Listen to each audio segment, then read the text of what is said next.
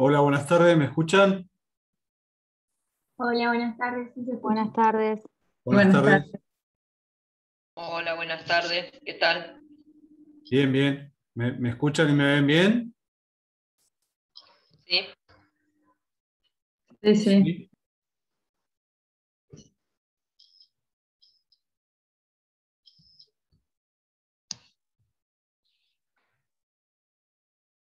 Bueno.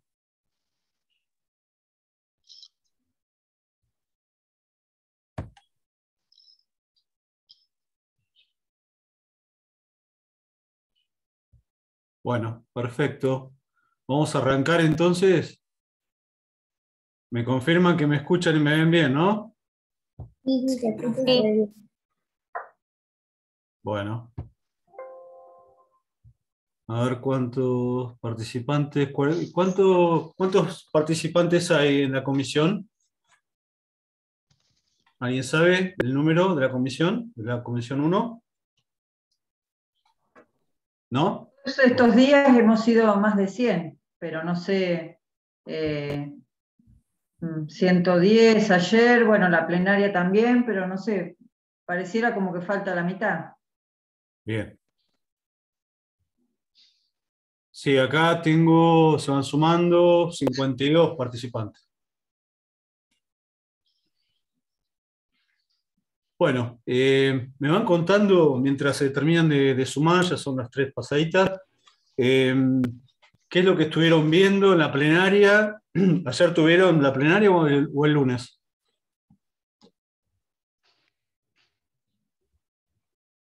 El lunes. El lunes. El lunes fue. Con el doctor Rica, con el titular de cátedra, ¿bien? Sí. ¿Qué temas estuvieron viendo? ¿Teoría de la pena y eso? Sí, sí, teoría de la pena. ¿Teoría de la pena estuvieron hablando? Mm. Bien. A grandes rasgos, que las teorías absolutas, las relativas. Sí, eso ¿Sí? lo vimos ayer. ¿Eso es lo que estuvieron hablando? ¿Sí? Alguien que me conteste, por favor, Sí, profe. porque si no parece. Bueno, Disculpe, doctor, yo lo que tengo anotado es el tema de proteger bienes jurídicos, la clave de la lógica punitiva. pero empezaron a hablar de los fines de las teorías de la pena, los fines de la pena, etcétera. Esa cuestión la tocaron ya. Yo por lo Hola, que tengo profe. anotado de la plenaria no, pero puede ser que sí. Ayer lo vimos, Ayer lo las vimos. teorías de Ayer lo la vimos, pena. claro, no en Sí, plenaria. Ah, ayer. ¿Ayer con sí, quién? sí, ¿Con qué profesor? ¿Con el con doctor Caparelli? Facundo. Caparelli. Sí. Bien. Bueno, vamos a retomar un poco desde ahí. Hoy por cronograma nos tocaría seguir hablando de las teorías de la pena, la función, las teorías mixtas de la pena y una teoría particular del doctor Zaffaroni y Alagies Lócar, que es una visión negativa o agnóstica de la pena. Después vamos a ver de qué se trata eso. Sí o sí voy a tener que hacer un poco de pie y hacer un repaso mínimo de lo que estuvieron hablando ayer con el doctor Caparelli en cuanto a las teorías, de la importancia de los fines de la pena.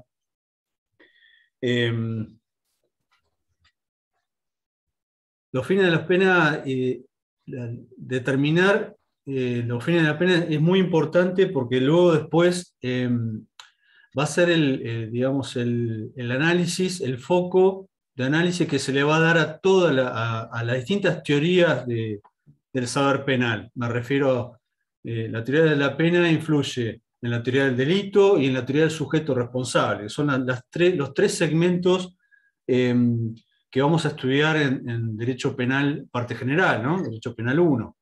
Estamos hablando de la teoría de la pena, teoría del delito y teoría, repito, teoría del sujeto responsable. Y de la aplicación de la sanción jurídica si es que corresponde.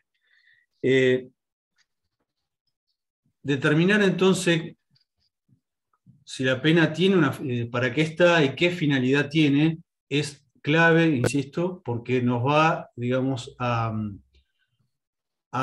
atar, a vincular cualquier operador jurídico, cualquier intérprete del derecho penal, va a estar atado, va a estar, si sigue una lógica, a esta visión de la pena para interpretar repito, la ley misma, la ley penal, en la teoría del delito y luego en la determinación del sujeto responsable. Es un tema que todavía, digamos, determinar si la pena tiene un fin, una finalidad y cuál es esta finalidad en todo caso, es un tema que no está cerrado para nada. Se ha discutido muchísimo, sobre todo en los últimos 200 años, y la discusión, digamos, no ha perdido fervor, no ha perdido importancia. Entonces, es muy importante que ustedes no estudien estas cuestiones como temas menores o de poca importancia o teorías formales que hay que aprender para rendir en un examen y se terminó. Repito, les va a servir luego no solo para el derecho penal parte general, para el derecho penal 1, sino también para la parte especial del derecho penal, penal 2, que van a estudiar seguidamente de esta, y también para todo el saber penal, incluso las materias que siguen como relacionadas con criminología, después van a tener una procesal penal y la práctica penal. Es decir, que es muy importante este tema para que ustedes lo entiendan, cuando lo estén estudiando lo entiendan. Por supuesto, no creo que tampoco haya sido la idea del doctor Caparelli repetir lo que dicen los manuales, para eso están los manuales, todo el material que tienen, incluso algunas clases del doctor Zaffaroni que se han subido al campus virtual. También hay unas filminas que son muy prácticas para que ustedes, unos esquemas para que ustedes los vayan siguiendo, que fueron elaborados por el titular de cátedra, el doctor Ricker. Todo eso lo tienen subido al campus virtual. La idea de mi intervención y de los profesores es ayudarlos a estudiar, a pensar, a darles cometidos, interrogantes. No es lo ideal, y ustedes ahora lo habrán vivido en una plenaria, no es lo ideal este formato, por lo menos bajo mi punto de vista. El Zoom es muy limitado, sobre todo para interactuar con los alumnos. Ahora me voy a fijar, hay 85 alumnos, es muy difícil poder interactuar, no ya con todos, sino con algunos de ustedes. Pero bueno, dentro de las limitaciones que son por ahora ineludibles, vamos a ver si en adelante vamos a poder, ya no sé si en este cuatrimestre, pero el año que viene vamos a poder ya abandonar un poco el Zoom, abandonar un poco la virtualidad y retomar la actividad presencial. De todas formas les aclaro que si tienen que intervenir, hacerme una pregunta, no tengo ningún problema, las veces que sea necesario, y les pido por favor que lo hagan levantando la mano, directamente interviniendo, porque es muy difícil leer el chat mientras uno está hablando, así que les pido que directamente me interrumpan, no tengo ningún problema. ¿Sí? Bueno, como les decía, es un esquema tradicional que seguramente estuvieron viendo el día de ayer, que divide esto de las teorías absolutas, de las teorías relativas, y luego una discusión a partir de estos dos extremos, de estas posturas o teorías extremas, surgieron las teorías mixtas. Estas teorías tienen esa denominación tiene que ayudarlos también a entender por qué absolutas, por qué relativas. Las teorías absolutas se preguntan el porqué de la pena, y se reducen son absolutas porque entienden que la pena tiene un solo porqué, que es la realización de la justicia, ¿sí? La realización de la justicia a través de la retribución por el mal causado. Se comete un mal, que es la comisión de un delito, y la pena viene a retribuir, a contestar ese mal causado. Y lo hace en forma absoluta, es decir, ustedes van a ver que los sostenedores de estas teorías, nos tenemos que remontar en la versión alemana de Kant y de Hegel, tienen una postura, digamos, que no admiten lo que después divide este segundo grupo de teorías, que son las relativas, que no admiten la finalidad, es decir, el utilitarismo, utilizar a la pena como un medio para, ¿no es cierto? Esa utilidad, que es el para qué de la pena, es digamos, el caballo de batalla de las teorías relativas. Las teorías absolutas, la retribución, que tiene una idea de reparación, son absolutas por eso, porque no admiten el matiz, no admiten un matiz que es en pensar en la sociedad de una forma utilitaria, es decir, la pena como como utilidad. Y critican, justamente las teorías absolutas critican a los autores de las teorías relativas porque dicen que cosifican al ser humano, porque violan el derecho a la dignidad del ser humano al ser utilizado como un instrumento para beneficio de la sociedad. No voy a repetir las posturas, ya les digo, de los autores, o sea, en detalle, sí, una idea general, que seguramente ayer con el doctor Caparelli habrán visto con mayor detalle. Dentro de las teorías relativas, seguramente habrán estado viendo la de la prevención general y de la prevención especial. La prevención general y especial a su vez se dividen en positivas y negativas. La prevención general, digamos, negativa fue enunciada por un autor alemán, Feuerbach, que echaba mano a la teoría de la intimidación, ¿no? Justamente negativa porque estaba prevista para la sociedad en su conjunto en el momento de la combinación legal, en el momento este autor separa en el momento, digamos, de la producción de la ley, ¿no? El legislador, cuando tiene en cuenta, cuando sanciona la ley, realiza una prevención general negativa a través de la persuasión, a través del temor a la sociedad en su conjunto, ¿sí? La intimidaría al establecer penas altas. Esto lleva justamente la crítica, fue que entonces, llevado a estas últimas consecuencias, todos los delitos deberían prever una pena altísima y hasta la pena de muerte como para que surta efecto, ¿no es cierto? Para que en esa intimidación, en ese temor que tienen los ciudadanos en su conjunto, se abstengan de cometer delitos. Esto fue muy criticado, porque primero no hay, digamos, una estadística o no hay una forma de establecer con certeza que esto realmente sea así, que la persona, el ciudadano, antes de cometer un delito, esté con una regla Excel de cálculo, especulando a ver si comete tal delito va a tener una pena mayor, entonces se abstenga, etc. Esto no hay forma de comprobarlo.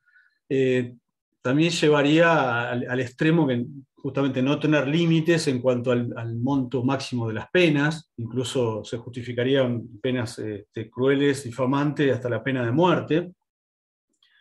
Entonces ha sido muy criticada esta teoría de la prevención general negativa.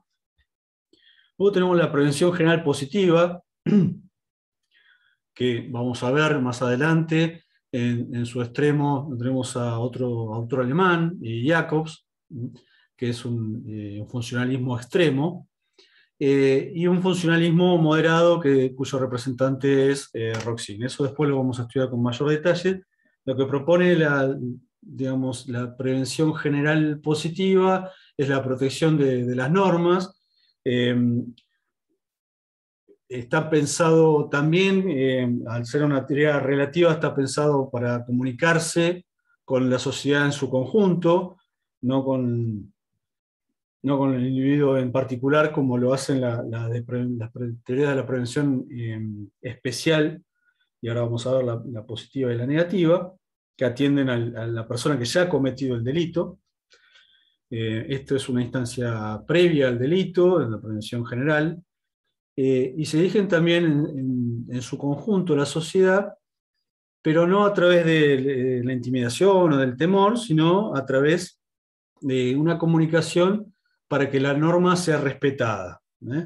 Se tiende a que el sistema se estabilice a través de la comunicación. La pena viene a ser un puente o un vínculo para que los ciudadanos tengan confianza en el derecho, respeten las normas y las cumplan, y que vean también que en la medida que esas normas no sean cumplidas, viene la pena a la ejecución de la pena, a ser de alguna manera ejemplificadora en ese sentido, para estabilizar el sistema. Esto también, llevado al extremo, nos lleva a que, bueno, en la medida que se comunique, el sistema necesita una comunicación, y hay ciertos delitos que son muy graves tal vez, pero que ya la sociedad, depende de cada sociedad, ¿no es cierto?, pero ya lo interprete como algo grave, no necesite tanta pena, y todo lo contrario, un delito de menor cuantía, no sea tan grave, requiera una pena mucho mayor porque no es aceptado por la sociedad como algo disvalioso. ¿Se sigue? Entonces, todos, llevado al extremo, este sistema llevaría a que lo que haría el Estado a través de la pena es, digamos, equilibrar a partir de máximos y mínimos de las penas la forma de comunicarse a la sociedad para que no cometa delitos. La prevención especial puede ser también positiva o negativa. Las ideologías reeducar, resocializar, o reencaminar al delincuente que ya cometió el delito. Esto sí está dirigido a la persona en particular, al delincuente, persona que ya cometió un delito, a diferencia de las otras teorías. Y lo que busca es resocializar. Siempre tenemos en cuenta que estas teorías relativas son preventivas. Lo que se trata es de prevenir el delito. La finalidad de la pena justamente es esa, ¿no? Prevenir, usar la pena de una forma útil para prevenir la comisión de futuros delitos. Y esto es clave que ustedes lo entiendan, porque a diferencia de las teorías absolutas, que miran hacia el pasado, ¿sí? Las teorías relativas de la prevención tratan de prevenir el delito y miran hacia el futuro. En este caso, la prevención especial positiva, frente a la comisión de un delito por un ciudadano en particular, lo que intenta es reeducarlo, resocializarlo a través de la pena. Bueno, esto también ha sido muy criticado y de alguna manera lleva a la crisis, y vamos a ver, hay teorías mixtas y después deslegitimantes de la finalidad de la pena, porque precisamente desde el punto de vista teórico, resocializar a una persona o reeducar a una persona pareciera que fuera algo sencillo, pareciera que suena muy romántico, pero la realidad, no solo la realidad de las cárceles, sino que ya desde el vamos, en un sistema democrático de derecho, imponer un tratamiento a una persona ya no sería admisible, ¿sí? Es decir, esto es como si uno dice, bueno, tenés que ir al psicólogo, te veo mal. Bueno, si uno va porque quiere, voluntariamente, tiene, digamos, un color. Ahora, si a mí me imponen un tratamiento psicológico, ya los propios psicólogos van a decir que eso no es conveniente y que tampoco va a dar buenos resultados. Bueno, esto es similar a ello. Es decir, repito, en un sistema desde el vamos, ¿no? Desde el origen de si es posible resocializar a la fuerza, porque una persona que comete un delito no elige, bueno, mire, me dan la posibilidad de ir a una prisión o no. Seguramente el 99% de los casos van a elegir no ir a prisión. Entonces, si él no es voluntario, es decir, se está imponiendo una pena que es de prisión, y la finalidad de esa pena, el Estado te dice, que es para resocializarte, para reeducarte, para restablecerte en la sociedad. Entonces, vuelvo desde el vamos, al no ser Perdón. voluntaria, sí, dígame. Se le corta. ¿Puede ser que se le corte o es solo a mi chico? ¿A alguien más se le corta? A mí no, No, se me no, a corta, mí no. Gaby. No.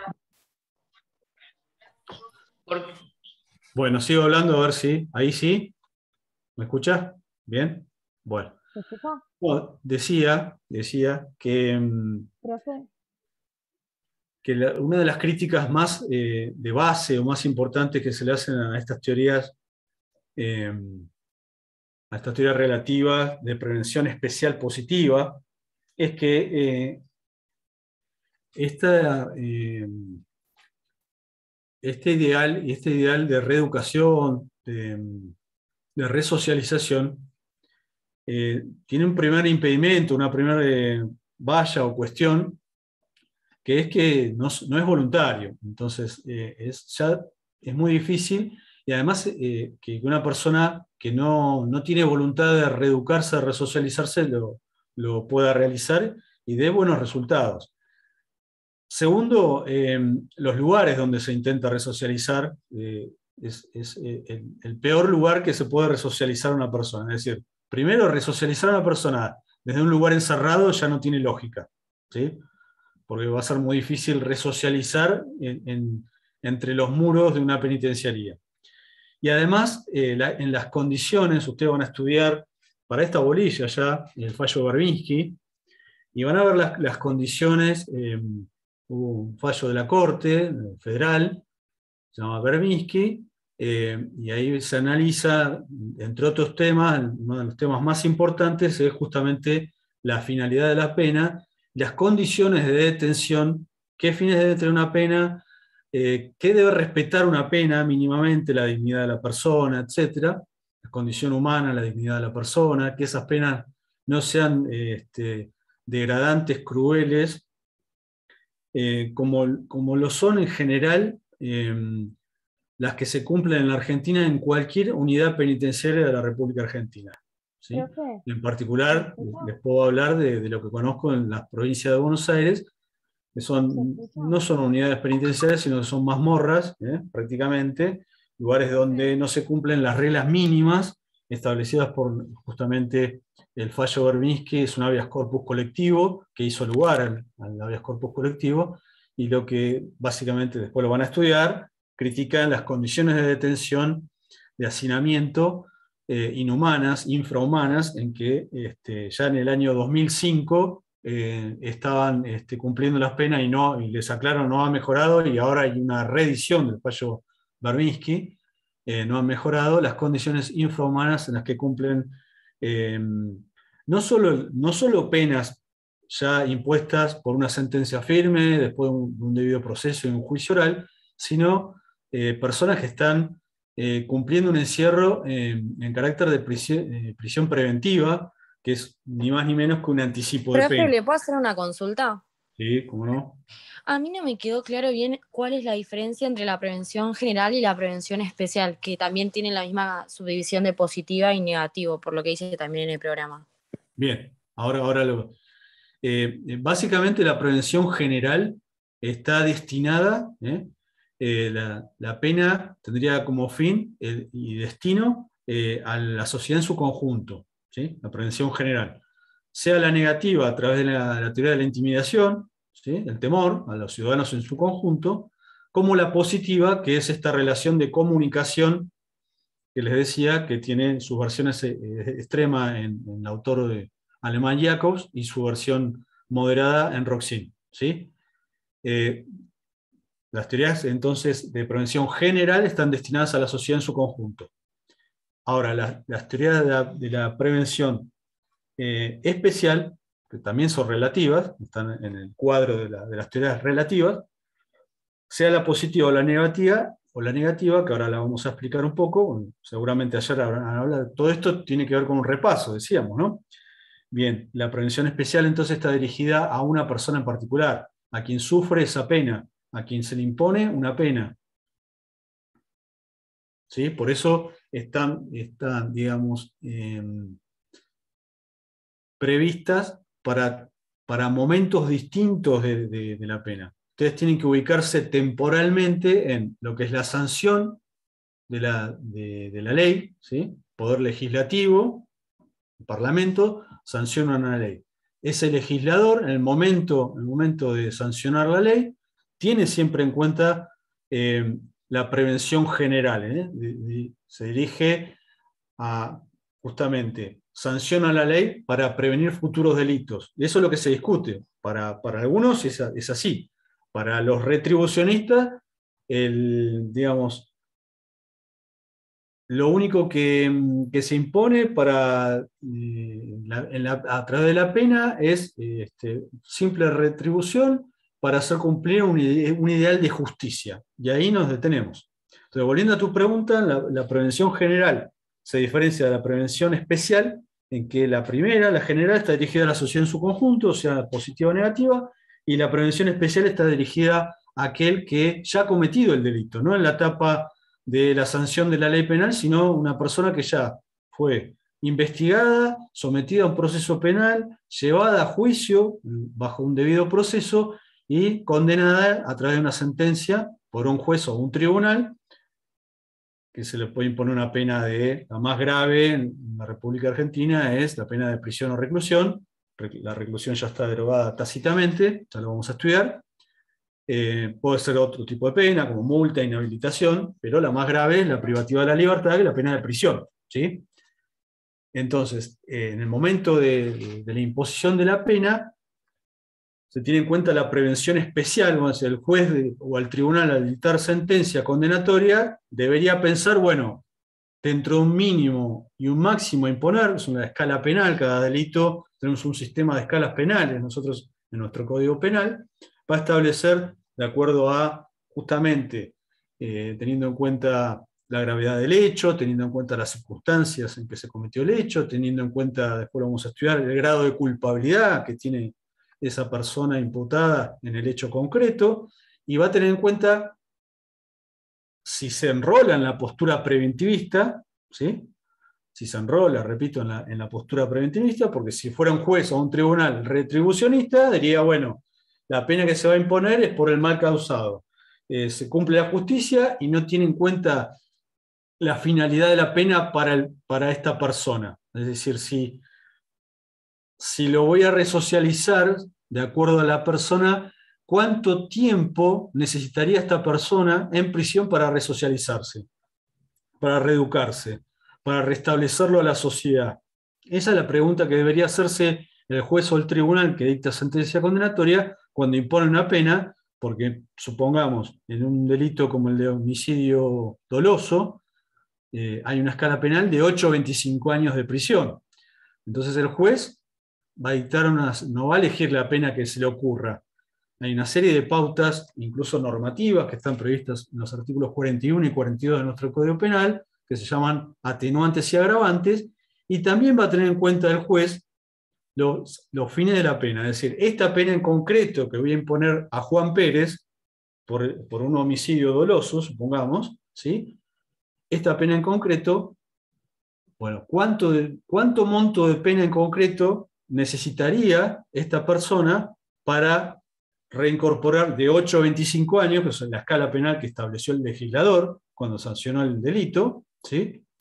Poder Judicial, en esta división de poderes, en donde el órgano que produce la ley es el Parlamento, es el Congreso Federal para las leyes penales, para el Código Penal, las leyes complementarias.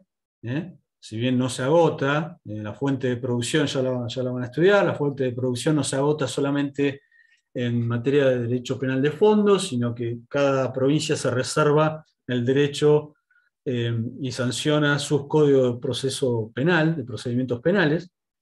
Pero volviendo entonces en este sistema republicano de gobierno, en donde cada poder tiene sus funciones y también controla al otro poder. El poder legislativo sanciona las leyes, el poder judicial aplica las leyes y el Poder Ejecutivo, a partir del sistema penitenciario, sus órganos ejecutivos, llevan a cumplir la condena que estableció el Poder Judicial.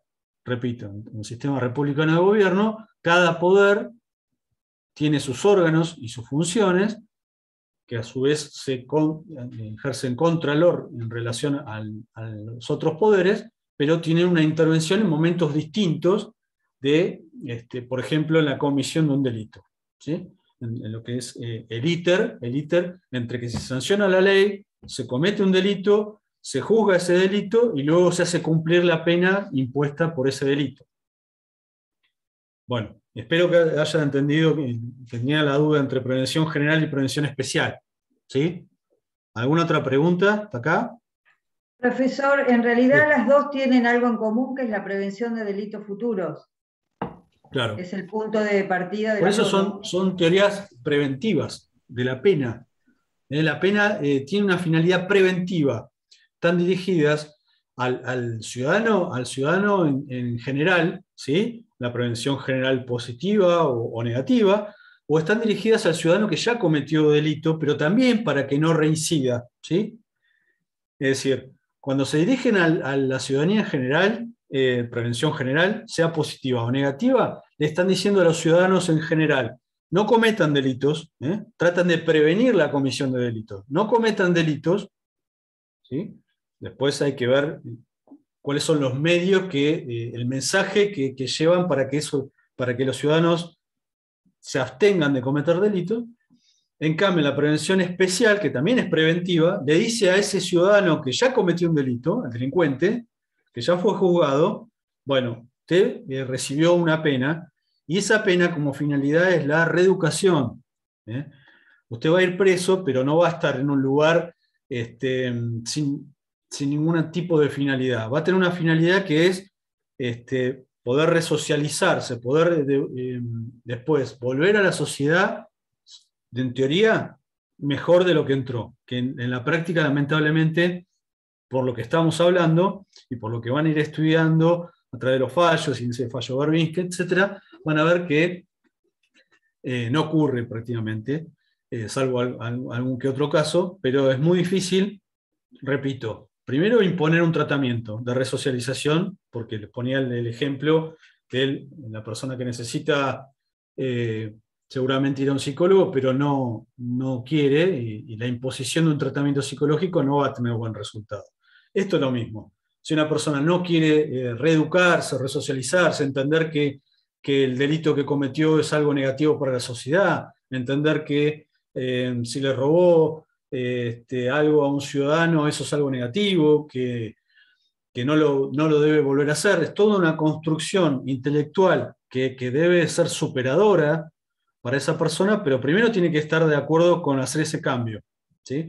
Y segundo, tiene que estar en un lugar y con personas en un lugar adecuado. Es decir, si estamos hablando de una persona está encerrada en un lugar sin ventilación, sin aire, sin ventilación, sin una buena temperatura, en un lugar de 2x2, sin posibilidad de bañarse con agua caliente, comiendo mal.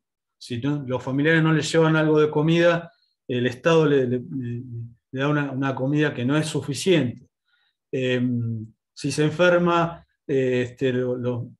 tanto la atención de salud como los medicamentos no son los adecuados, etcétera, etcétera, etcétera. Es decir, una situación de hacinamiento, una situación que no cubre los mínimos, las mínimas pautas establecidas a nivel mundial, universal, por Naciones Unidas, y otros pactos internacionales que justamente tratan de garantizar a los estados firmantes que con sus ciudadanos cumplan estas reglas mínimas, repito, alimentación, salud, ventilación, temperatura, higiene, etcétera, etcétera, etcétera. Si una persona cuando el Estado la encierra, el Estado no le puede garantizar las condiciones mínimas de salubridad, etcétera, menos le va a poder garantizar un tratamiento para sacarlo mejor de lo que entró.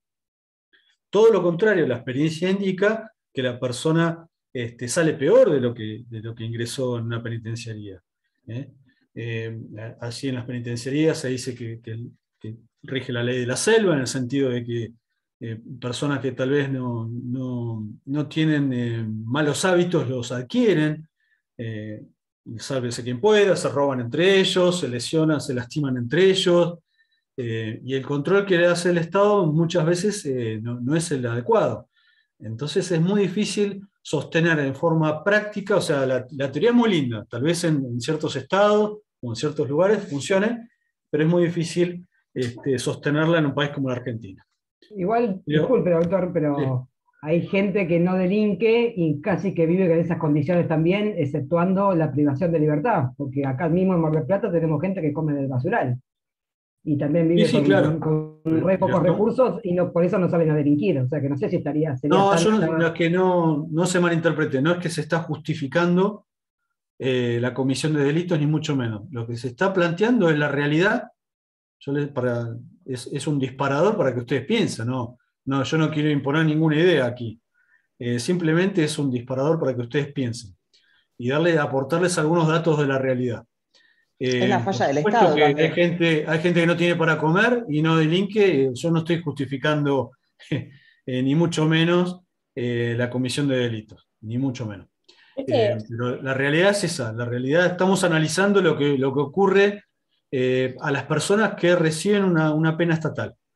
Y estamos analizando si la pena realmente cumple alguna función, pues para muchas personas, para muchos autores, por muchas teorías, no cumple ninguna función. Es más, ahora al final de la clase vamos a hablar de teorías deslegitimadoras, que deslegitiman. Vamos a hablar de la teoría negativa y agnóstica de Zaffaroni, Alagia y Locker. Vamos a hablar de algunas posturas abolicionistas directamente del derecho penal y de la imposición de penas. Ustedes no pierdan de vista lo siguiente. El monopolio de la fuerza pública la tiene en un Estado democrático de derecho, como es el argentino, la tiene el Estado. El ius puniendi, el derecho de castigar, lo tiene en exclusiva el Estado, ¿sí?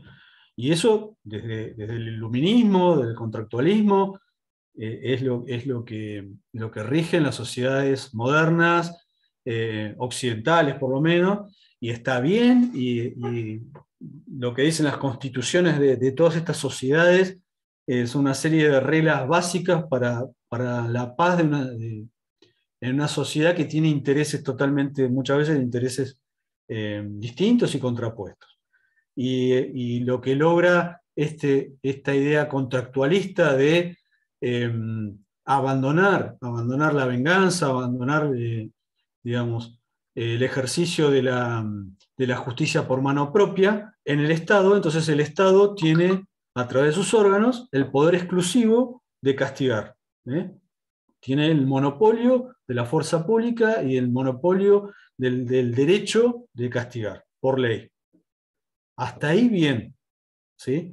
Eso es básico, ustedes lo tienen que entender. Ahora, lo que se discute a través de estas teorías, lo que se discute es si las penas realmente es como lo marcan las constituciones. Nuestra Constitución, artículo 18 de la Constitución Nacional de 1853, que no ha sido modificado ese artículo, es más, se ha incorporado una serie de pactos, convenios internacionales a partir de la última reforma del año 1994, que les equiparan estos convenios a todos los derechos y garantías originarios de la Constitución Nacional, artículo 75, inciso 22 de la Constitución Nacional, establece como fin de la pena la resocialización. Ya el viejo artículo 18 de la Constitución Nacional establece que las cárceles no son para el castigo del delincuente, ¿sí?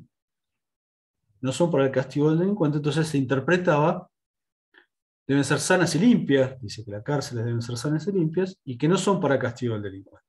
Entonces desde allí, ya de 1853, la Argentina tomó postura por una teoría relativa de prevención general positiva.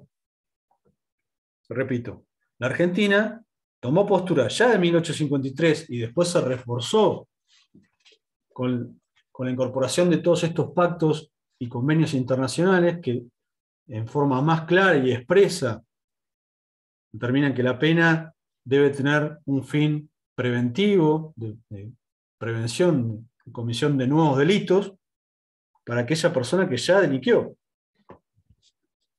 Es decir, volviendo un poco a la pregunta que confunde ahí, bueno, que entonces entre la prevención general y la prevención especial, ¿cuál es la diferencia? Y básicamente que la prevención general está dirigida a toda la sociedad en su conjunto para que no cometan delitos. En cambio, la prevención especial está dirigida a la persona que ya cometió el delito, en particular, para que no vuelva esa persona a cometer un delito. Por eso tiene un fin resocializador o reeducativo. Otro análisis es, bueno, ¿esto realmente se cumple en la práctica? Bueno, no voy a repetir todo lo que digo, no lo digo yo, lo dicen los manuales, lo sostienen casi todos los operadores jurídicos, concretamente los que hacemos derecho penal, porque es una realidad, no se cumple, no se cumple. Eso no quita que no esté bien, que en principio digamos, esa finalidad preventiva es la que hay que sostener.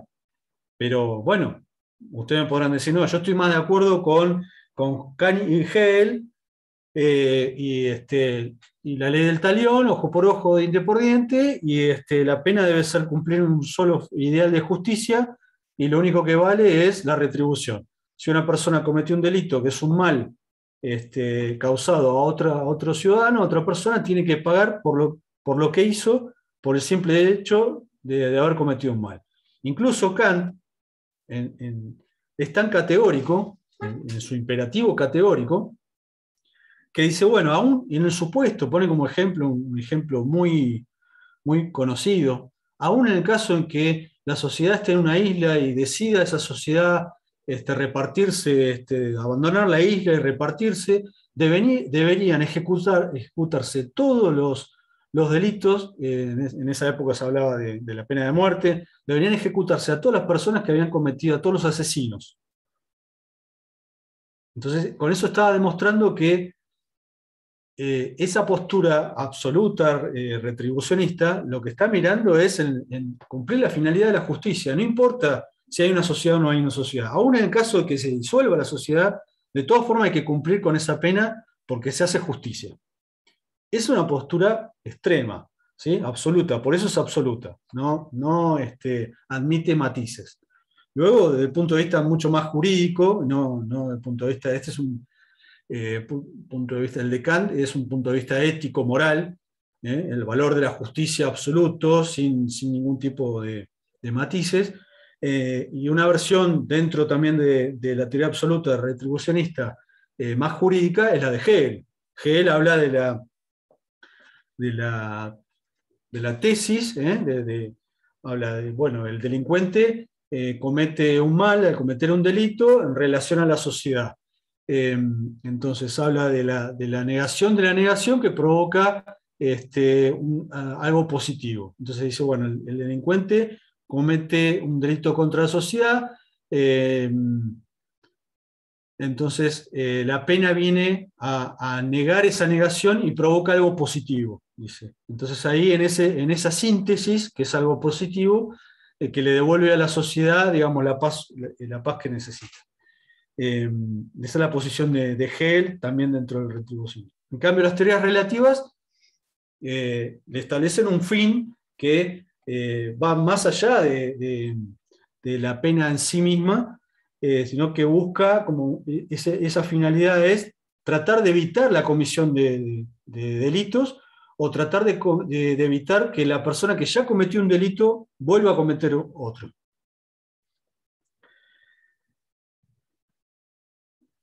Yo un poco ya les di la solución o les anticipé. Las sociedades occidentales, digamos, después del iluminismo y la catarata a partir del Código de Napoleón y de la sanción de las distintas constitucionales liberales, establecieron justamente con más o con menos una serie de derechos y garantías y establecieron los límites al Estado, al poder punitivo del Estado, ¿sí? Que se reflejan en estos derechos y garantías para todos los ciudadanos.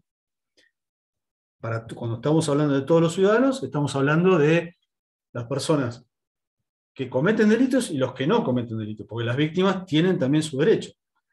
Pero también el debido proceso legal, es decir, no se puede hacer un proceso y acusar a una persona de cualquier manera. Hay una serie de reglas y de garantías que cumplir antes de dictar una sentencia condenatoria. Un juez no puede dictar una sentencia condenatoria por una intuición, porque no le gusta la cara del delincuente o por las razones que sean.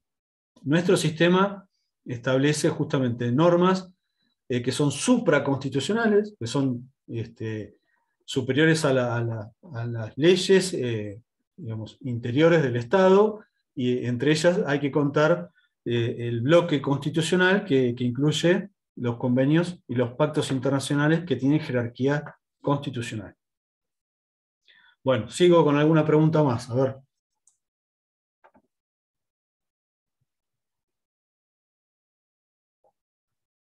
Escucho.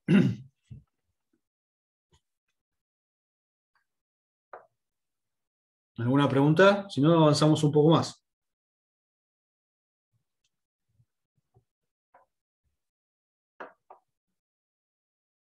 Bueno, vamos entonces, por lo menos, me quedaba la prevención especial negativa. La prevención especial negativa también atiende la situación particular, por eso es especial, la situación especial de la persona que ya ha delinquido, del delincuente, pero de un modo no positivo, justamente por eso es negativo, sino para el caso de lo que pretende, la finalidad es separarlo de la sociedad, todo lo contrario, separarlo porque lo considera irrecuperable. Entonces, esa finalidad es para inocuizarlo, para neutralizarlo de la sociedad. Se considera una persona incorregible, que no puede ser reeducada, entonces es una postura, por supuesto, peligrosista, es una postura que ahora cuando estudien también corriente doctrinaria, historia del derecho penal, van a ver las distintas corrientes doctrinarias, escuelas, y se van a topar con una de fines de 1800 en Italia, que seguramente algo que habrá leído o habrá escuchado de las corrientes positiva peligrosista, cuyos autores más conocidos fueron Lombroso, Ferri y Garófalo. Estos autores, que eran médicos, tenían una visión del derecho penal, digamos, con un método que se asimilaba al de las ciencias naturales. Entonces establecían un método experimental y basado en las ciencias naturales, deductivo, no inductivo como eran otros, deductivo, y entonces sostenían a partir del estudio de las personas por características físicas, no solamente por características intelectuales, sino físicas, establecían si la persona era considerada o no un delincuente. Entonces surgían las ideas del delincuente nato, aquella persona que ya nace delincuente, ¿sí? Y que eso se verificaba a partir de distintas fisonomías, como podía ser el tamaño de la cabeza, la extensión de las extremidades, de las orejas, de la nariz, la estatura, etc. Entonces establecieron una serie de pautas, de características físicas que ya lo marcaban como una persona delincuente. No solamente lo físico, sino que lo que determinaba a una persona era delincuente era el ambiente donde había sido educado, donde había nacido, donde había sido educado, por quiénes y el lugar donde había sido educado, etc. Estos autores positivistas peligrosistas consideraban justamente que la sociedad debía defenderse frente a los delincuentes. Si el delincuente ya está señalado, individualizado, ¿sí? Ya tenemos claro quién es delincuente y quién no, bueno, frente a los delincuentes la sociedad debe defenderse. ¿Y para qué va a esperar la sociedad que el delincuente cometa un delito? Porque el delincuente, ¿qué hace? Comete delitos. Más temprano que tarde, perdón, va a cometer algún delito. Entonces, se violaba una visión de derecho penal de acto, y entonces se postulaba una visión de derecho penal de autor. Se consideraba la persona por cómo piensa, por cómo es, por cómo se ve, es autor de un delito. La contracara, que es lo que nosotros tenemos, que es un derecho penal de acción, de acto, las personas se juzgan por lo que hacen, ni siquiera por lo que piensan, por lo que hacen. Si robó, se va a analizar si robó. Si mató, lo mismo. Es decir, se juzga un hecho de la vida puntual, no una vida, un estilo de vida, una forma de pensar, una forma de vestir, una forma de lo que sea, ¿sí? Por eso van a estudiar la diferencia entre el derecho penal de autor y el derecho penal de acto. Bueno, volviendo a estos italianos, estos médicos italianos, un médico de prisiones, uno de ellos, el más jurídico fue Ferri, sostenía entonces que como la persona era ya catalogada como delincuente, era claramente, ya sabíamos cuándo era delincuente, no había que esperar que cometa un delito, y entonces la sociedad tenía que defenderse con anticipación, antes de que cometa el delito. ¿Y cómo lo hacía? A partir de medidas de seguridad. Y entonces sustituían las penas por medidas de seguridad. Ya las penas no importaban. Lo que había que establecer eran medidas de seguridad. ¿Para qué? Para defender a la sociedad, para que esta persona no cometa un delito. Entonces, surge la idea de un autor alemán que propone en esta, ya volcándonos a las teorías mixtas, que propone, digamos, desde una visión una visión preventivista, ¿sí? Que bueno, que hay distintas medidas de seguridad. Hay una medida de seguridad para el delincuente ocasional, que es una suerte de correctivo, un llamado de atención, ¿sí? Luego hay otro tipo de medida de seguridad más grave para el delincuente que sin ser habitual tiene capacidad de ser corregido, y entonces ahí hay una finalidad correctora, resocializadora. La pena tiene que ser, esa medida de seguridad tiene que ser para recuperar a ese delincuente, ¿sí? Porque es capaz de ser corregido. Y luego en el otro extremo, que es una medida de prevención especial, tenemos al delincuente habitual incorregible, según von List, ¿no? Un autor alemán, que von List lo van a estudiar mucho y lo van a ver también conmigo en la clase que viene, que tengan conmigo, cuando veamos justamente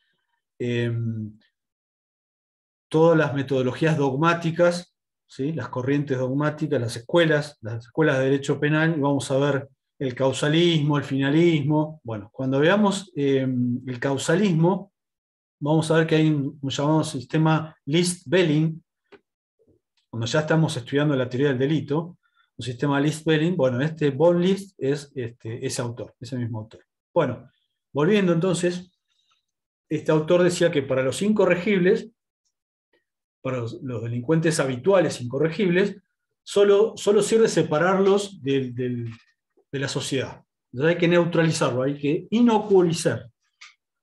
Una medida de inoculización, de separación, de segregación de la sociedad. Directamente hay que eliminarlo, incluso con una medida de seguridad de perpetuidad. Y si es tan grave el hecho, hasta justificar la pena de muerte. Estamos hablando fines de 1800, ¿no es cierto? Entonces, eso es la prevención especial negativa. La prevención especial negativa es justamente, se ejemplifica en esta visión de von List, que toma las ideas del peligrosismo criminológico italiano, de Ferri, Lombroso y Garofalo, que las toma y las hace más, digamos, las esquematiza mejor y fue lo que en definitiva después prendió en la codificación posterior, tanto en el sistema continental europeo como también, ojo, en el anglosajón, en el common law. Los países nórdicos también establecieron medidas de seguridad, y por eso se habla de que el derecho penal tiene dos vías, las penas y las medidas de seguridad, que eso después también lo vamos a ver mañana, sobre todo las medidas de seguridad. Profesor, ¿le puedo hacer una consulta que me quedé en la segunda medida de seguridad? La primera correctiva, la tercera aislarlos, y la segunda, ¿cuál sería? La segunda, no, la primera es un llamado de atención, ¿sí? Es como una suerte de correctivo para el delincuente, digamos, que ha cometido un delito en forma muy aislada. La segunda es sin llegar al delincuente habitual, si un hecho más grave, y si la persona es corregible, porque aquí es donde entra el subjetivismo y esta idea peligrosista de decir, a ver, por el lugar donde se cría, por cómo se viste, por las costumbres que tiene, por las características físicas, determino si es un delincuente o no. O sea, no estamos analizando hechos concretos. No es un derecho penal de acto, es un derecho penal de autor, ¿sí? Pero de ahí, este autor alemán lo toma como medida y ya lo lleva a Inglaterra, Alemania, al sistema continental europeo, y prende bastante en las codificaciones posteriores. Entonces vamos a ver los códigos de la época y toman estas ideas de von List de sistematizar las distintas medidas de seguridad. Lo que no podemos perder de vista es que este peligrosismo criminológico italiano lo que pretendía era sustituir la pena, no le importaba, sustituir las penas por medidas de seguridad. Por las medidas de seguridad, como su nombre le indica, es una medida que lo que trata es prevenir a la sociedad de la peligrosidad del sujeto. Por eso no esperaba que el sujeto cometiera un delito. No importa si comete un delito, porque como es delincuente, es un delincuente nato, el delito lo va a cometer en cualquier momento. Entonces, de acuerdo al grado de peligrosidad que tenga, que haya demostrado, y por dónde nació, por sus costumbres, por sus características físicas, bueno, va a ser una persona muy peligrosa, menos peligrosa, o más o menos peligrosa. Y entonces, en ese catálogo, va a requerir una medida de seguridad, bueno, neutralizante, o una medida de seguridad correctiva, o un simple llamado de atención. Es una suerte de categoría. A esto este autor, von List, lo llamó programa de Mamburgo. Programa de Mamburgo, el famoso programa de Mamburgo, que se decía que era la carta magna del delincuente. Es decir, muchos autores decían, bueno, el delincuente, si conoce cuáles son las consecuencias de sus actos, bueno, es como su propia constitución. ¿Profe? ¿Sí? ¿Está bien si yo todo esto lo relaciono con la intimidatoria? Tipo con lo negativo. ¿Si lo relacionás con qué, perdón? Con la intimidatorio, o sea, con la prevención general intimidatoria. Porque decían como que... Ah, ok. No nos olvidemos que la intimidatoria tiene que ver con una prevención general, con una prevención general negativa. La teoría de la intimidación, la teoría de temor a la sociedad, claro, o sea, que se refleja en la pena para que no cometan delitos. ¿Sí? Exactamente, o sea, si matás vas 25 años a prisión, como intimidar a la sociedad. El temor en el monto de las penas para que los ciudadanos se abstengan, no cometan delitos. Es preventiva en forma general. Claro. ¿Sí? Yo esto que les estoy hablando, la prevención especial negativa, lo relaciono con esta escuela peligrosista, criminológica peligrosista, y lo que toma von List para después, digamos, hacerlo brotar, digamos, en el sistema continental europeo, como les decía. Justamente la prevención especial negativa tiene que ver con esta medida de seguridad que lo que hace es separar totalmente a una persona de la sociedad porque lo considera incorregible. Claro. No. O sea, es como que vos tenés al hombre delincuente y tenés que asegurar la protección por este hombre. Sí. Bien. Bueno, las teorías mixtas surgen justamente luego de la lucha de escuelas, de teorías que sostenían estos dos extremos. Un extremo absoluto, retribucionista, donde el ideal de justicia era lo único que hay que tener en cuenta, y las teorías relativas, preventivas relativas, ¿cierto? Ahora, el problema de las teorías relativas preventivas,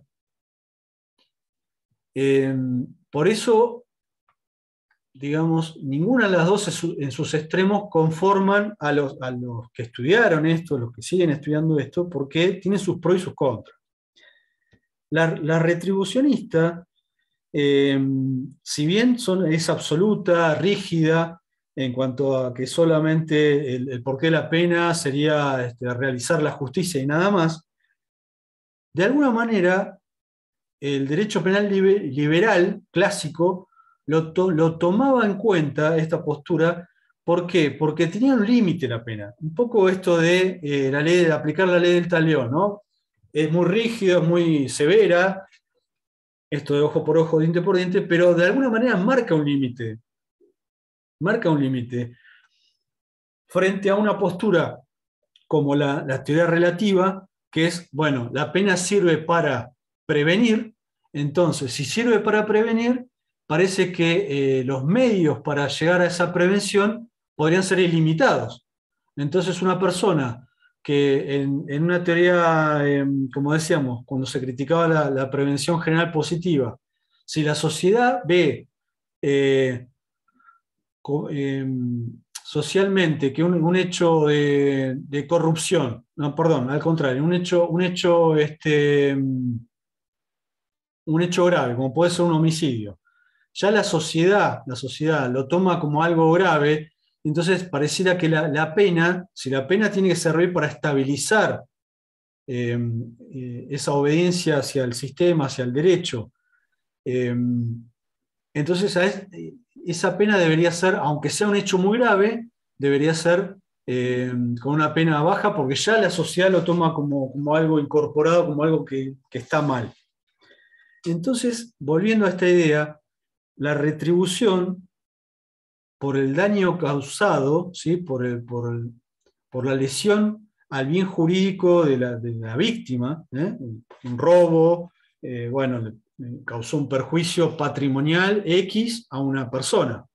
Bueno, pareciera que si utilizamos a la pena que se le impone al ladrón para prevenir futuros delitos de él mismo o para prevenir que la sociedad no comete ese tipo de delitos, primero que se está justamente la crítica de los retribucionistas que dicen, bueno, la persona está siendo cosificada, está siendo un instrumento para la sociedad.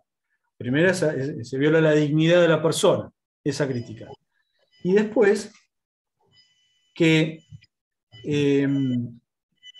puede llegar a exceder, digamos, si toma en cuenta una teoría preventivista, puede llegar a exceder ese daño causado. Es decir, si para que la sociedad, en esta teoría de prevención general negativa, por ejemplo, si el legislador dice, bueno, vamos a establecer una pena muy alta para los robos, porque hay muchos robos actualmente en la sociedad. Entonces, para prevenir, vamos a establecer una pena que sea del máximo de 25 años de prisión, igual que la del homicidio, pero para que se dejen de robar, para que las personas dejen de robar. La verdad que no va a haber relación, porque se está utilizando esa persona, que en definitiva es el que sufre la pena, se está utilizando como ejemplo para el resto de la sociedad, ¿no? Pero no hay relación con el hecho realmente cometido. Esa persona robó un celular que le provocó un daño patrimonial X, que comparado con matar a una persona que le provoca el daño a él, por supuesto que deja de existir, y a toda la familia que lo van a llorar, es inconmensurablemente mayor. Es decir, que ahí donde no hay un límite para las teorías preventivistas. No sé si me siguen con el razonamiento. ¿Entendieron esta cuestión? ¿Que las teorías preventivistas no tienen un límite? O sea, no habría una relación entre el delito con la pena. Exactamente. Entre el mal causado, entre ese daño a la víctima, X, por ejemplo, un robo a un celular, le perjudica el patrimonio de esa persona, se impone una pena de 20 años por ese robo para que preventivamente sirva para que la sociedad no robe, se está extralimitando en relación hay, digamos, una asimetría o una desproporción entre el daño efectivamente causado a esa persona y la pena efectivamente impuesta. Y esto el retribucionismo no lo tiene, porque ese ojo por ojo, diente por diente, pone un límite. Pone un límite. La pena no puede exceder el daño causado, la gravedad del delito. En el retribucionismo eso no pasa, no excede, porque es ojo por ojo, diente por diente. En ese sentido, el retribucionismo da una garantía para que no se extralimite.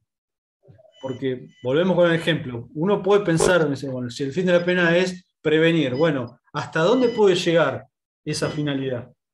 ¿Cómo hago para prevenir? Bueno, pongo penas altísimas, o el monto de pena, o la pena a establecer para la prevención especial,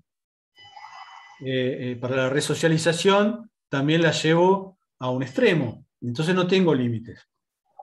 Estas dos, entonces, por un lado, el retribucionismo tenía eso a favor, ese límite garantista, digamos, y por otro lado, las ideas relativas, preventivistas, justamente tenían una utilidad. Es decir, hoy por hoy, ningún sistema deja de lado estas ideas preventivistas. Es decir, se entiende que la pena, los que por lo menos están de acuerdo con que la pena tiene una finalidad, porque ahora vamos a ver los abolicionistas, etcétera, que dicen que no tienen ningún tipo de finalidad, y que por eso no legitiman la pena del Estado para ellos no está legitimada. Los que sostienen una teoría absoluta o relativa o mixta, sí están legitimando la pena y eligen, según el caso, pero bueno, los que sostienen las teorías relativas, en general, y también las mixtas, que la prevención es importante y se debe considerar en una sociedad. El Estado debe cuidar de sus ciudadanos, garantizar hasta donde sea posible la paz social y evitar que las personas ejerzan la justicia por mano propia. Por eso tiene el monopolio del Estado, el ius puniendi y todo lo que ustedes ya saben. Y bueno, a partir de las ideas de utilidad, de la prevención, tratan de justamente jugar al anticipo, ¿no? Sea como prevención general o prevención especial positiva para que la persona sufra en prisión y aprenda a vivir nuevamente en sociedad sin violar los derechos de otros ciudadanos. Las teorías mixtas entonces tratan de captar las ideas positivas de una y de otras teorías, de las teorías absolutas y las teorías relativas. Entonces se han combinado retribución y prevención general, retribución y prevención especial, y prevención general y prevención especial. Esas son las tres tipologías de teorías mixtas más conocidas que se han verificado. Por supuesto, las personas, como por ejemplo Zaffaroni y Alagia Slocar, que deslegitiman la pena, consideran que la pena no es legítima, que la pena no es positiva, y ahora vamos por qué sostienen que es negativa o agnóstica. Critican a estas teorías mixtas, diciendo que en definitiva no superan, digamos, las críticas que se le hacen en forma individual a las teorías absolutas y a las teorías relativas. Por ejemplo, en lo que es la teoría de la retribución y prevención especial, se le reconoce la pena de naturaleza retributiva, pero se admite que respecto de ciertas personas resulta imprescindible seguir criterios de prevención especial. Entonces combinan dando mayor preponderancia al retribucionismo, pero también admiten una prevención especial, es decir, a ciertos autores es imprescindible seguir criterios preventivos, entonces la pena tiene una finalidad para que esa persona en concreto que ya ha delinquido, más allá que le corresponde una retribución por el mal causado, por eso en parte es retribucionista, pero también consideran que esa pena que se imponga tenga un fin preventivo especial para esa persona que la sufre, y que esa persona salga mejor de lo que entró a una penitenciaría, debe ser reeducado, resocializado. Por ejemplo, esto lo sostiene un autor español, Antonio Ipiña.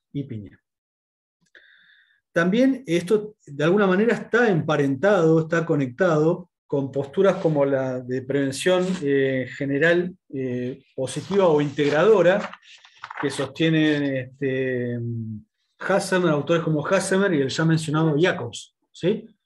En esta integración-prevención, justamente el mensaje que tiene que llevar a la ciudadanía la pena es de respeto hacia la norma, de estabilización del sistema. Entonces, integra y previene a la vez. Luego tenemos la otra combinación, estamos hablando, para el que se perdió, en las teorías mixtas, o eclécticas, o intermedias, como quieran llamarlas. Otra versión o tipología de estas teorías mixtas es la de Merkel, de retribución y prevención general. Retribución y prevención general. Se combina entonces la retribución, la pena es un mal en respuesta al hecho realizado, lo de siempre, con la prevención general, en este caso, ya que su fin es el fortalecimiento de la norma vulnerada por la acción delictiva, preponderando la idea retributiva que presume de algún modo el planteo de intimidación general. ¿Sí? Entonces, este autor y los que sostienen, los que se enrolan en esta corriente, mantienen la idea retributiva de la pena, es decir, la pena es la respuesta al hecho, la pena es un mal en respuesta al mal causado, al hecho delictivo, ¿sí? Causado, pero la combinan en este caso con la prevención general, no con la prevención especial, sino con la prevención general. Y la idea de la prevención general es el fortalecimiento de la norma vulnerada por la acción delictiva. Es decir, la pena tiene un fin ejemplificador de fortalecimiento de la norma. Es decir, la sociedad lo que tiene que ver que cuando se impone una pena es porque la norma está vigente, la norma está para algo y se aplica en un caso concreto y la persona sufre una pena por haber cometido un delito. Entonces, el resto de la sociedad tiene que ver, a través de esa pena que se impone, tiene que ver como prevención general para toda la sociedad, que la norma sale fortalecida a partir de la aplicación de la pena. ¿Sí? Estas son las ideas de prevención general. ¿Sí? Sobre todo una prevención general extrema de Jacob, ¿no? De Jacob. Después yo les anticipo esto, pero vamos a seguir estudiando estas posturas extremas, después la moderada de Roxin, y están también relacionadas con otras posturas como la de Zaffaroni y el eje de Loper, que tienen que ver con un reduccionismo del derecho penal. ¿Sí? Bueno, sigamos entonces con las teorías mixtas. La tercera teoría mixta es la de la prevención general y prevención especial. ¿Sí? Se parte de reconocer el derecho penal un carácter esencialmente preventivo, ¿sí? Preventivo, por eso es prevención general y especial, es decir, está claro que la finalidad de la pena es la prevención de futuros delitos, sea de la sociedad en su conjunto, o sea de la persona que ya es sancionada con una pena y se intenta reeducarla, resocializarla. Y lo que intenta esta corriente, que está, digamos, representada mayormente por Roxin, por otro autor alemán, a través de un planteamiento dialéctico, lo llama un planteamiento dialéctico, y Y lo que hace Roxin es dividir temporalmente en un íter, digamos, las distintas funciones de la pena, partiendo primero de la combinación legal. ¿Qué es esto? El momento que se sanciona, que el órgano productor de la ley penal, esto es el Congreso, el momento que se sanciona la ley penal, el delito, dice, todavía no se ha cometido. El delito todavía no se ha cometido, es decir, se está sancionando una ley penal, se está combinando a la sociedad en su conjunto, a través de la ley, se está informando que hay un delito, que por ejemplo es el delito de homicidio, que tiene, el que matare a otro va a tener una pena de 8 o 25 años de prisión. Esa combinación legal, esa información y que cumple con el principio de legalidad, que van a empezar a estudiar como un principio importantísimo dentro del derecho penal. Esto es que todo lo que no está expresamente prohibido está ampliamente permitido, también llamado principio de reserva, que está previsto en los artículos 18 y 19 de la Constitución Nacional. Y las acciones privadas de los hombres están ajenas a la autoridad de los magistrados, y son acciones privadas, y solamente las acciones públicas exteriorizadas y que causen una lesión a los bienes jurídicos de cualquier otro ciudadano son las que pueden ser pasibles de una sanción jurídica penal. Solamente esas. Por eso decíamos que los pensamientos, la forma de vestirme, el estilo de vida, las ideas políticas, el deporte que me gusta, la sexualidad, etc., son todas acciones privadas de los hombres que están fuera del ámbito penal, del derecho penal. No deben ser captadas por el derecho penal. Y eso está resguardado por el principio de legalidad y de reserva. ¿Sí? De reserva de las acciones. Cuanto menos delitos prevea un Estado, más liberal es el Estado. Es decir, un Estado totalitario o un Estado de terror es aquel que establece que casi todas las acciones de nuestra vida pueden estar sancionadas bajo pena de cometer un delito. Es decir, en cuanto el Estado más intervenga en las libertades de los ciudadanos, por supuesto que hay bienes jurídicos que tutelar, que proteger y que el Estado debe garantizar porque hace la paz social. El Estado está para garantizar eso, la paz social. Y por eso la misión del derecho penal tiene que ser la defensa, la protección de bienes jurídicos. Ahora, ¿cuáles son los bienes jurídicos que el Estado debe proteger a través del derecho penal como sistema de control social? El derecho penal es un sistema de control social formalizado y que, y esto es muy importante que ya lo vayan entendiendo, es un sistema de control social formalizado, pero que desde sus consecuencias es el sistema de control social más severo, más grave. Miren, si yo incumplo un contrato o choco un auto y solamente se provocan daño al otro auto, seguramente voy a ser demandado por la víctima ante un juez civil para pagar una indemnización por daños y perjuicios. Y me va a doler mucho el bolsillo si el juez me condena a pagar daño y perjuicio. Pero no deja de ser el bolsillo. Ahora, si un juez penal me impone una pena, la más grave es la privación de la libertad. Y luego de la vida, no hay bien jurídico más importante que la libertad de las personas.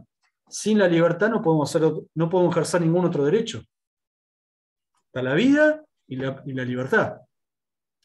El derecho penal se mete con la libertad de los ciudadanos, nada más y nada menos. Entonces, por eso se habla del derecho penal orientado a las consecuencias. ¿Qué significa? Tener claro cuáles son las consecuencias jurídicas de la intervención del derecho penal. Y por eso el derecho penal debe ser un derecho penal de última o extrema ratio. ¿Qué significa esto? Que debe ser un sistema de control social que se aplica en última instancia, la última, en el último, cuando ya fracasaron otros sistemas de control social, aún los informales, informales, incluso el club, la familia, la iglesia, es decir, son todos sistemas de control social. En estos últimos ejemplos informales, es decir, no están normativizados, pero hasta ahí nomás no está normativizado, porque en una casa de familia, en una familia, bueno, los padres pueden establecer como reglas o normas, llámenlas como quieran, que si se portan mal, si no traen, por decir un ejemplo, ¿no? Si les va muy mal en el colegio, la sanción va a ser no salir el fin de semana, o no poder ir al cine, cuando se podía ir, ¿no? O no sé, reglas básicas de una familia, o reglas básicas de un club, donde para nadar se requiere una gorra para el pelo, o usar ojotas. Bueno, si se violan esas reglas, el socio de ese club va a tener una sanción. La sanción es un llamado de atención, una suspensión, o directamente se le cancela digamos, la posibilidad de seguir siendo socio. Y el padre y la madre van a tener, bueno, si no traen buenas notas, no sale el fin de semana, supongamos. Entonces, bueno, se dan cuenta que es un sistema de control social, se controla. La iglesia también controla. La iglesia, mientras no se puede hacer tal o cual cosa, si se lo hace no se deja entrar más a la persona al templo. Si uno va analizando sistema por sistema, se va a dar cuenta que todos controlan de alguna manera, se establecen reglas y castigo para la violación de esas reglas. Después tenemos los sistemas más formalizados, como por ejemplo el derecho civil, el derecho laboral, el derecho comercial. Yo les ponía el ejemplo de la consecuencia jurídica de incumplir un contrato, ¿sí? Es que un juez me obligue a indemnizar a la víctima por daños y perjuicios, tengo que pagar una suma de dinero. Y eso es un sistema de control social formalizado y que tiene que intervenir antes que el derecho penal. Antes que el derecho penal. El derecho penal debe estar reservado para los casos más graves, ¿sí? Y cuando han fracasado el resto de las instancias digamos, de control social informales y formales. Cuando fracasó la familia, el club, la iglesia, la sociedad de fomento, etc., seguramente era porque esa persona no tuvo los correctivos, no tuvo la formación, etcétera, etcétera, seguramente esa persona va a entrar en el terreno de un incumplimiento contractual, porque no va a cumplir con su palabra, porque como no cumplió con los padres, con la iglesia, con el club, etcétera, es probable que tampoco lo haga cuando firme un contrato y no cumpla, entonces un juez civil le va a tener que hacer cumplir, o hasta en los casos más severos va a intervenir el derecho penal cuando esta persona robe, por ejemplo, o mate, o estafe. Entonces ahí sí va a intervenir el derecho penal, ¿por qué? Porque son los hechos más graves, ¿sí? Donde ya los sistemas de control social anteriores han fracasado, evidentemente, porque la persona es una sola y la conducta, y interviene para esos hechos graves, pero tiene unas consecuencias gravísimas. Por eso el derecho penal orientado a las consecuencias. O sea, tener claro que el derecho penal debe ser última instancia, última ratio, extrema ratio, porque de las consecuencias es el más severo. A uno le puede doler el bolsillo, tener que pagar a un juez civil para que le dé a la víctima una indemnización de daños y perjuicios. Pero si a uno le impone una pena de 5, 7 años, 10 años, privado de la libertad, ahí se va a dar cuenta realmente lo que es la libertad y lo que es no tenerla. Esto es muy importante que ustedes lo tengan en cuenta. Bueno, preguntas hasta acá porque quiero cerrar la prevención general y prevención especial en este planteamiento dialéctico de Roxin. Yo me fui por las ramas, pero estábamos ahí. ¿Hasta acá alguna pregunta? ¿Me escucha? Hola, ¿me escucha? Lo escucho muy bajo. A ver. ¿Ahí me escucha mejor? Sí, ahí sí. Sí, bárbaro. Quería saber cuál era el primer tipo de la teoría de la pena mixta, que no llegué a anotar. Anoté los últimos dos, pero no anoté el primer tipo. Sí, retribución y prevención especial. Retribución y prevención especial. Combinan la retribución y la prevención especial. La segunda es la retribución y la prevención general de Merkel. Y la tercera que estamos viendo ahora es prevención general y prevención especial de Roxin, que tiene un planteamiento dialéctico y que él separa en distintos momentos relacionados con la pena. Un primer momento que es la combinación penal, que es el momento en donde el legislador sanciona una conducta como delictiva y establece para quienes violen esa norma una consecuencia jurídica que es la imposición de una pena. La pena más grave que tiene el derecho penal, la pena de prisión o reclusión, que repito, ya está considerada derogada implícitamente. Después lo vamos a estudiar, la reclusión. En este primer planteamiento dialéctico, Roxin dice, bueno, en la combinación de la pena, como el delito todavía no se cometió, es una amenaza de imponer una pena a la sociedad en su conjunto, solamente podemos hablar de prevención general, ¿sí? De prevención general.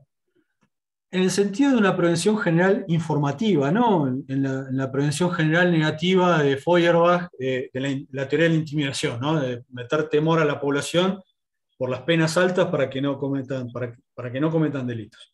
En una visión de información, cumpliendo, como decíamos, por eso me fui por las ramas, con el principio de legalidad. Esto es, la ley debe ser conocida por los ciudadanos, no puede haber una ley oculta. Las reglas deben estar claras, no debe establecerse trampas hacia el ciudadano. Por eso las leyes se estiman conocidas por todos a los 8 días de la publicación, de acuerdo al Código Civil, que establece que entran en vigencia a los 8 días de la publicación en el boletín oficial. Formalmente se tienen por cometida, más allá que todos nacemos, nos dicen en nuestras casas, no tenés que robar, no tenés que matar, etcétera, etcétera. A ver si alguno dice, no, yo no sabía que estaba prohibido matar, no vuelvo a matar, discúlpeme, señor Estado, no mato más. Claramente hay normas prohibitivas que son culturalmente conocidas por todos, ¿no? Clásicos delitos. Ahora, si ustedes me dicen, y bueno, vamos a estudiar un delito económico, que hay una declaración jurada, es muy técnico, muy específico esa cuestión. Entonces, si no está, digamos, hecha formalmente publicada en el boletín oficial, no puedo yo, Estado, por eso la ley debe ser previa a la comisión del delito, porque establece un derecho de información mínima del ciudadano para saber que, bueno, lo que está prohibido, pero todo lo demás está permitido. Entonces, si todo lo demás está permitido y yo desconozco que algo está prohibido, a mí el Estado no me puede imponer una pena. Es una cuestión básica, ¿sí? Que entonces, eso lo van a estudiar en el principio de legalidad, en su versión material del principio de legalidad, como ley cierta y ley previa a la comisión del delito. Entonces, Roxin mantiene en esta combinación de la pena, bueno, rige la prevención general, como información hacia la población, hacia la sociedad. Luego, al momento luego del proceso penal, en contra de un ciudadano particular que es llevado a juicio, después de un debido proceso con todos los derechos y garantías, se realiza un juicio al sujeto y el juez o tribunal tiene que determinar judicialmente la pena, ¿sí? Para eso, como yo hoy les decía, tiene una serie de pautas normativas que están previstas en nuestro Código Penal, artículos 40 y 41 del Código Penal. También va a tener en cuenta justamente la prevención, y aquí es donde viene. Tiene que tener en cuenta, según Roxin aquí, la prevención especial, es decir, qué necesidad de pena para este sujeto concreto, para esta persona en particular, qué monto, qué necesidad de pena, qué monto de pena, qué cantidad de pena se necesita para que esta persona se resocialice. Entonces aquí juega la prevención especial. Pero aquí hace jugar otro principio garantista, que es el principio de culpabilidad. Y aquí echa mano a una idea retribucionista, de alguna manera, que es establecer el principio de culpabilidad como límite a esa prevención especial y a esa prevención general. Repito, cuando el juez o tribunal esté determinando la pena en esa escala penal, ejemplo, de 8 a 25 años de prisión, y con esto ya vamos terminando, mañana vamos a seguir. Cuando el juez entonces está determinando judicialmente la pena, no puede, teniendo en cuenta finalidades preventivas, generales o especiales, establecer la pena que quiere dentro de esa escala penal. Y el límite tiene que ser la culpabilidad. Ya vamos a estudiar que la culpabilidad es uno de los requisitos dentro del concepto de delito. Una persona, para cometer un delito, tiene que haber cometido una acción que esté prevista como delito en un código penal o ley complementaria, que sea antijurídica y que además sea culpable. La culpabilidad tiene un elemento básico, que es que la persona tiene que ser imputable. O sea, los inimputables no pueden cometer delitos, sí medidas de seguridad, sí se les puede imponer una medida de seguridad, no se les puede imponer una pena. Los inimputables. Y la culpabilidad es graduable y tiene que ver con las atribuciones personales. Una persona, frente a la comisión de un delito, puede ser más o menos culpable que otra. Después lo vamos a estudiar, ¿eh? Entonces Roxin dice, bueno, cuando el juez llega o el tribunal llega a determinar judicialmente la pena, tiene un límite que lo impone el principio de culpabilidad. La pena no puede exceder el grado de culpabilidad por el hecho cometido. Y esa idea la trae es una idea de retribución. ¿Vieron ese límite que ponía el diente por diente, ojo por ojo? Bueno, el daño causado no puede exceder nunca, por más preventiva que quiera darle como finalidad la pena, por más preventiva que sea la pena, no puede exceder la gravedad por el hecho y no puede exceder el grado de culpabilidad por ese hecho. Y finalmente Roxin dice, en el momento del cumplimiento de la pena, en el momento de cumplir la pena impuesta ya por el juez, esta pena tiene que tener una finalidad preventiva. Es decir, a ese ciudadano en concreto que está cumpliendo la pena, debe resocializárselo o reeducar. Prevención especial positiva. Pero Roxin combina en estas tres etapas, entre la combinación legal, prevención general positiva, en el momento de determinación judicial de la pena, prevención especial, pero con el límite del principio de culpabilidad, que lo trae de alguna manera de la retribución. Y por último, en el cumplimiento de la pena, la prevención especial positiva. Ahí combina entonces prevención general y prevención especial, pero trae el principio de culpabilidad como un límite para no exceder la finalidad preventiva de la pena. Bueno, para mañana vamos a seguir con estas ideas. Yo lo que les pido es que lean, en la medida de sus posibilidades, todo lo que puedan sobre esto, para que en los primeros 15 minutos de la clase podamos evacuar dudas, consultas, y después sigamos avanzando con varias cuestiones que tienen que ver con las teorías deslegitimadoras de la pena, los que sostienen una reducción del derecho penal mínimo, y los que sostienen ya directamente ideas abolicionistas, entre ellos, entre reduccionismo y abolicionismo, lo ubicamos a Zaffaroni y a Lagia de Loca, ¿sí? Con su idea negativa de la pena y agnóstica de la pena. Bueno, nos vemos mañana. No sé si hay alguna pregunta, si alguno se quiere quedar, no tengo problema, pero ya es la hora, no los quiero atar Si alguno quiere hacer alguna pregunta final, la escucho.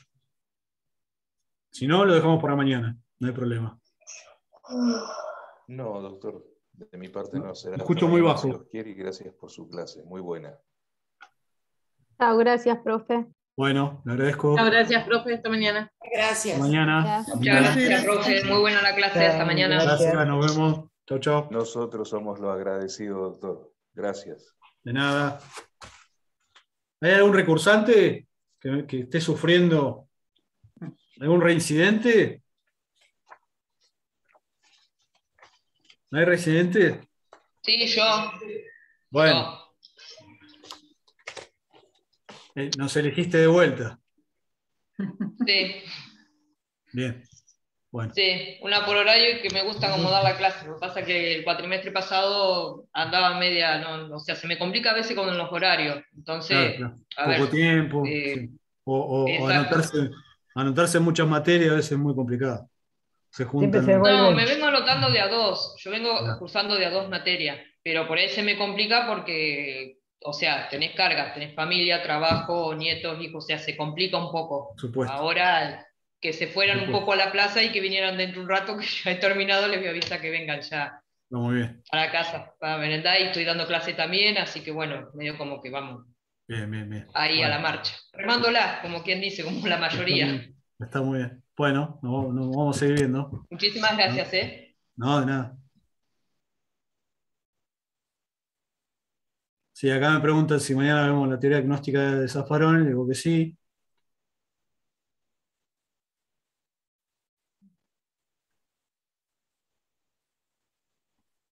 Alguno se quedó todavía. ¿Se veía y se escuchaba bien? ¿Por algún momento hubo alguna falla? No, profe, se escuchó bien, por lo menos yo se veía bien. Sí, sí. Se ralentizaba. Que me vea no me preocupa tanto, el tema es que me escuche. Sí, se escuchó. Se escuchaba bien. Se escuchó bien. Perfecto. Bueno, hasta mañana entonces. Nos vemos. Hasta mañana, Gracias. Chau.